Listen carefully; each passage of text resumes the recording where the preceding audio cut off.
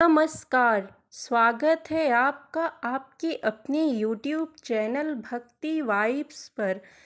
तो प्रिय भक्तगणों, आज मैं इस वीडियो के माध्यम से नवरात्रि व्रत कथा की संपूर्ण कहानी आपको सुनाऊंगी।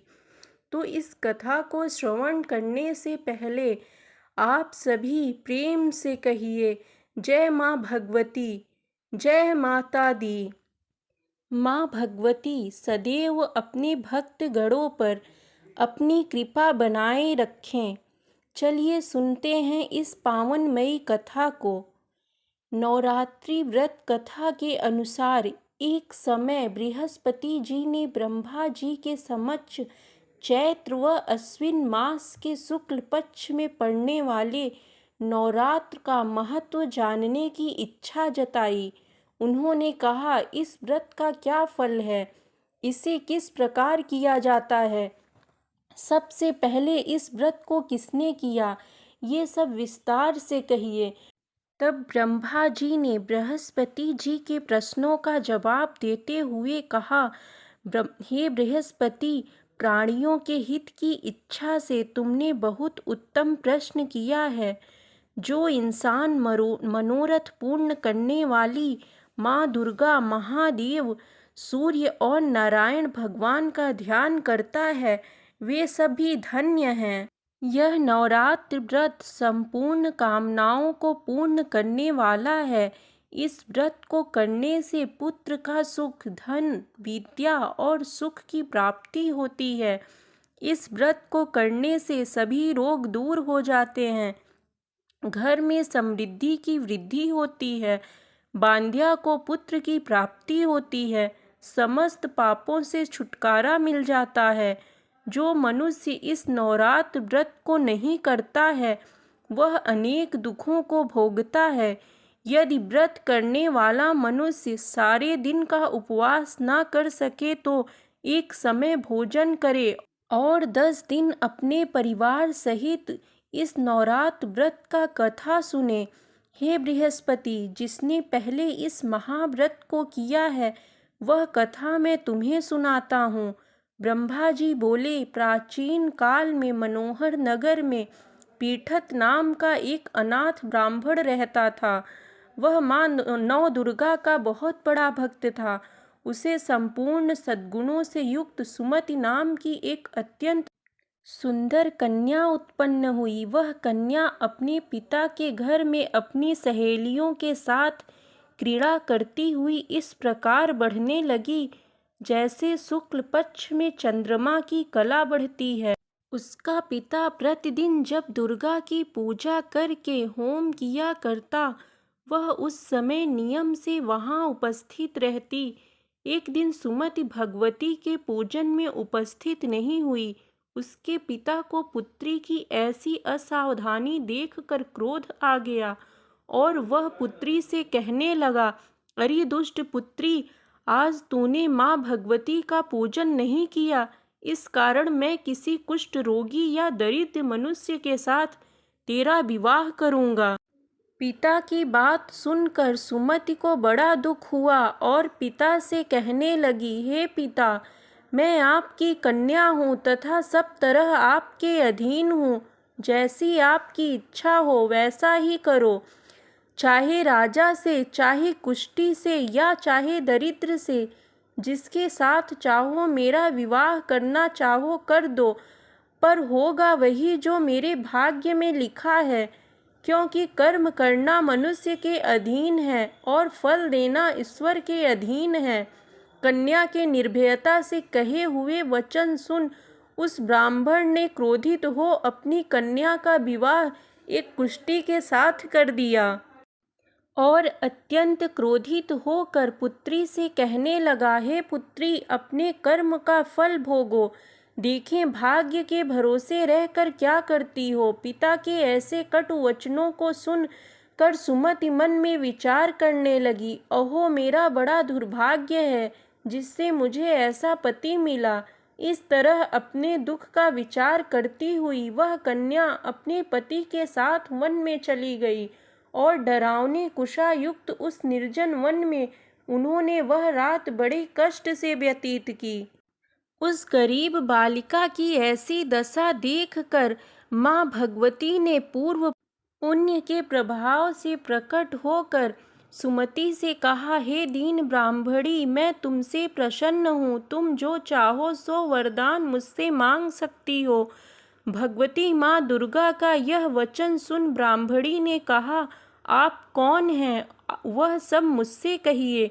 ब्राह्मणी का ऐसा वचन सुन देवी ने कहा कि मैं आदि शक्ति भगवती हूँ और मैं ही ब्रह्म विद्या व सरस्वती हूँ।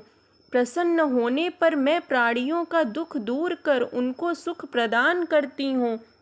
हे ब्राह्मणी, मैं तुझ पर तेरे पूर्व जन्म के पुण्य के प्रभाव से प्रसन्न हूँ। मैं तुमको तुम्हारे पूर्व जन्म का वृत्तांत सुनाती हूँ।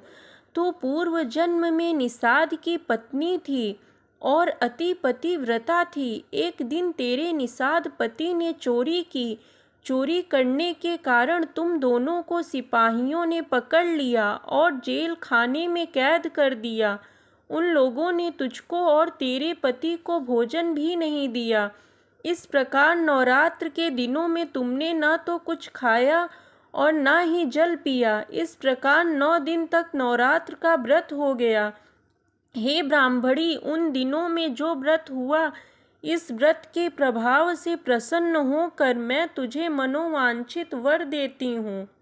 तुम्हारी जो इच्छा हो सो मुझसे मांगो। इस प्रकार दुर्गा के वचन सुन ब्राह्मणी बोली, अगर आप मुझ पर माता प्रसन्न हैं तो हे माँ दुर्गे, मैं आपको प्रणाम करती हूँ। कृपा करके मेरे पति का कोढ़ दूर करिए। देवी ने कहा, उन दिनों तुमने जो व्रत किया था उस व्रत का एक दिन का पुण्य पति का कोढ़ दूर करने के लिए अर्पित करती हूँ। उस पुण्य के प्रभाव से तेरा पति ठीक हो जाएगा। इस प्रकार देवी के वचनों को सुनकर वह ब्राह्मणी प्रसन्न हुई और पति को निरोग करने की इच्छा से जब उसने तथास्तु ठीक है ऐसा वचन कहा, तब उसके पति का शरीर भगवती दुर्गा की कृपा से कुष्ठ रोग से रहित हो गया। वह ब्राह्मणी अपने पति का रोग दूर होते हुए देखकर माँ दुर्गा की स्तुति करने लगी। हे दुर्गे, आप दुर्गति को दूर करने वाली हैं, तीनों लोकों का संताप हरने वाली हैं, समस्त दुखों को दूर करने वाली हैं, रोगी मनुष्य को निरोग करने वाली हैं। आप प्रसन्न हो, मनोवांछित वर देने वाली हे माँ दुर्गा और दुष्टों का नाश करने वाली जगत की माता हो। हे अम्बे, मुझ निरपराध अबला को मेरे पिता ने कुष्ठी मनुष्य के साथ विवाह कर घर से निकाल दिया। पिता से तिरस्कृत निर्जन वन में विचर रही हूँ। आपने मेरा इस विपदा से उद्धार किया है। हे देवी, आपको प्रणाम करती हूँ, मेरी रक्षा करो। उस ब्राह्मणी की ऐसी स्तुति सुन देवी बहुत प्रसन्न हुई और ब्राह्मणी से कहा, हे ब्राह्मणी, तेरे उदालय नामक अति बुद्धिमान धनवान कीर्तिमान पुत्र शीघ्र उत्पन्न होगा। ऐसा वर देकर देवी ने ब्राह्मणी से फिर कहा कि और जो कुछ तेरी इच्छा हो वह मांग ले। सुमति ने कहा कि हे भगवती दुर्गे, अगर आप मुझ पर प्रसन्न हैं तो कृपया मुझे नवरात्र व्रत की विधि का विस्तार से वर्णन करिए। ब्राह्मणी के वचन सुन माँ दुर्गा ने कहा, हे ब्राह्मणी, मैं तुम्हें संपूर्ण पापों को दूर करने वाले इस नवरात्र व्रत का विधि बतलाती हूँ। चैत्र मास के शुक्ल पक्ष की प्रतिपदा से लेकर 9 दिन तक व्रत करें। यदि दिन भर का व्रत ना कर सके तो एक समय भोजन करें। शुभ मुहूर्त में घट स्थापना करें और वाटिका बनाकर उसको प्रतिदिन जल से सींचें। महाकाली, महालक्ष्मी और महासरस्वती की मूर्तियां स्थापित कर उनकी विधि सहित पूजा करें। बिजौरा के फल से अर्घ देने से रूप की प्राप्ति होती है। जायफल से अर्घ देने पर कीर्ति की प्राप्ति होती है। दाख से कार्य की सिद्धि होती है, आंवले से सुख की प्राप्ति होती है और केले से अर्घ्य देने पर आभूषणों की प्राप्ति होती है।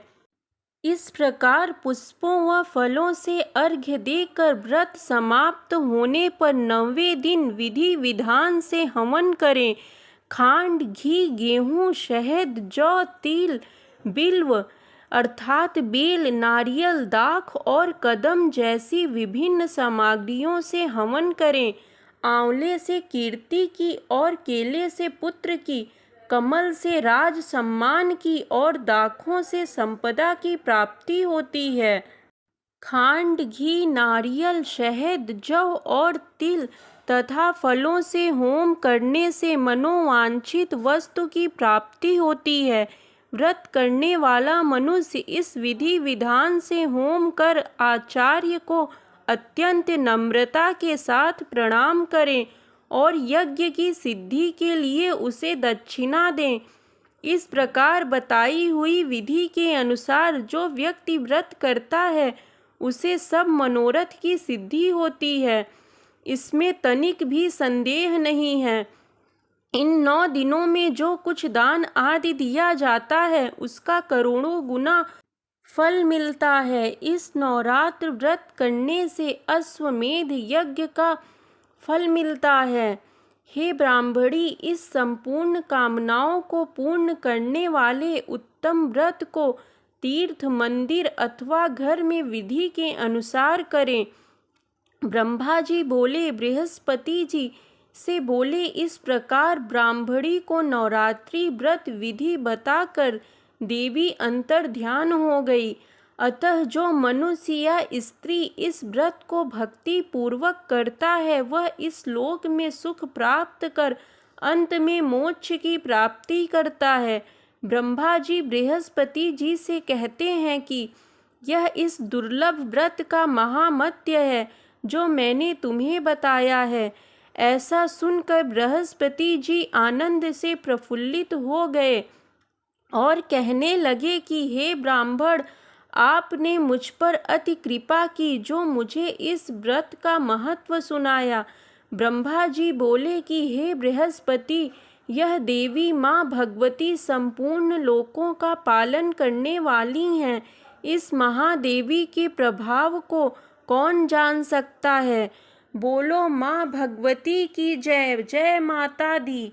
हे माँ भगवती, आप अपने भक्तों पर सदैव कृपा बनाए रखिए। प्रिय भक्तगणों, आपको यह कथा कैसी लगी? अगर अच्छी लगी है तो इस वीडियो को लाइक करें, शेयर करें, कमेंट बॉक्स में जय माँ भगवती लिखना बिल्कुल ना भूलें। ऐसी ही जानकारी और कहानी के लिए मेरे चैनल को सब्सक्राइब जरूर करें। मिलते हैं नेक्स्ट वीडियो में नई जानकारी के साथ। राधे राधे।